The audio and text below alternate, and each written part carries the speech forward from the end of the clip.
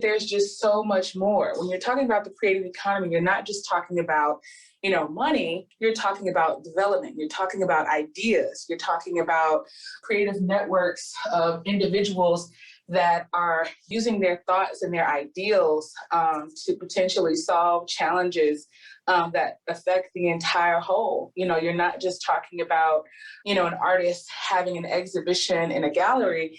You're talking about arts integration into the public way and the value of that and how that impacts tourism, how that impacts the quality of life. And so the creative economy is to me not just the ecosystem that directly is developed by and or affects artists specifically, but really more so looking at both economically, looking at the entire spectrum of the impact of creativity within a given space as a whole. I really think that, if we just allow ourselves as people to accept the fact that we live in a more creative world than not, creativity and arts are not the abstract, the aside, the icing on the cake. That's not what the arts is. The arts is it's a critical and necessary part of our human daily interaction and infrastructure.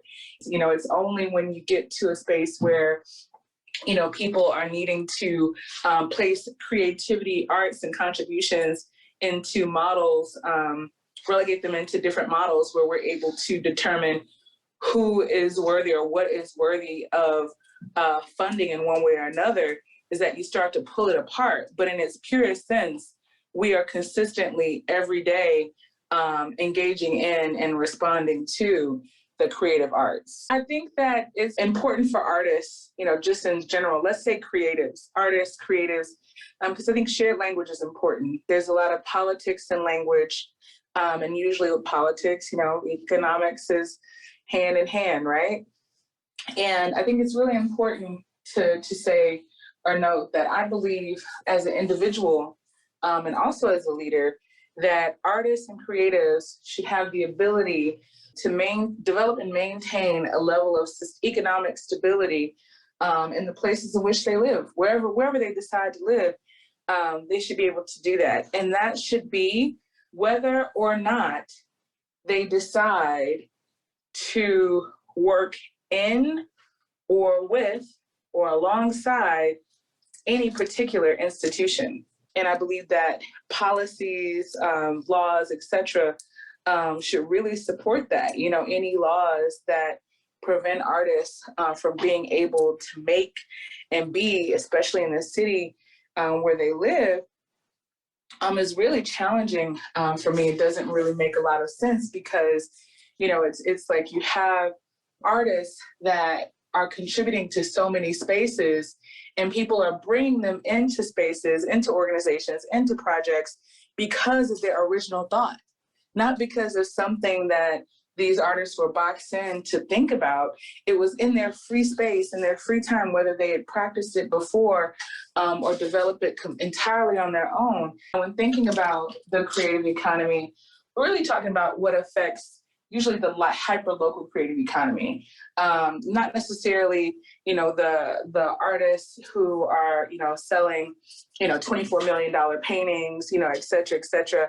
You're talking about, everyday arts workers, the middle market creative economy, artists that both maybe work a group of them that are working full time, but then also when it comes to visual or performance art, a lot of artists that are working part-time, but still possibly in the same economy.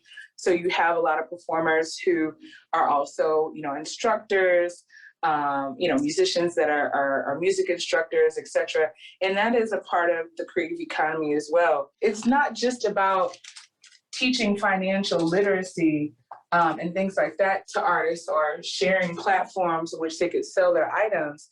It's really about making sure that they're supported on a base level as creatives in the community, in their state, in their country, so that they have the best set of options possible as they're making these decisions.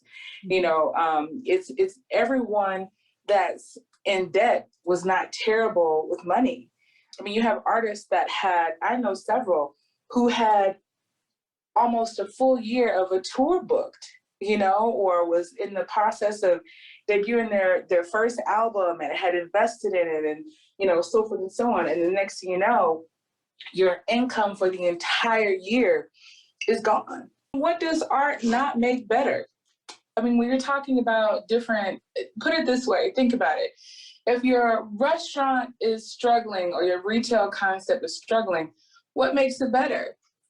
Some sort of creative thought, design, paintings, some sort of sculpture, a mural, all these different things. If you have the best coffee shops, besides the coffee, what makes them amazing? Their interior design, the collaborations that they're doing, even if it's you're moving into a new home and you want to buy some artwork. No one says you have to have $30,000 to buy some artwork. Buy a print from an artist, buy a poster, buy anything, as opposed to spending, a couple $100, at a department store or something on a piece of artwork that they mass produced. Find an artist that will sell you a work on paper or that's just starting out, and you could have some original work while also building a relationship with an artist in your community or somewhere around. So I think it's just changing what it looks like to support the arts, what it looks like to be a philanthropist, what it looks like to be a buyer,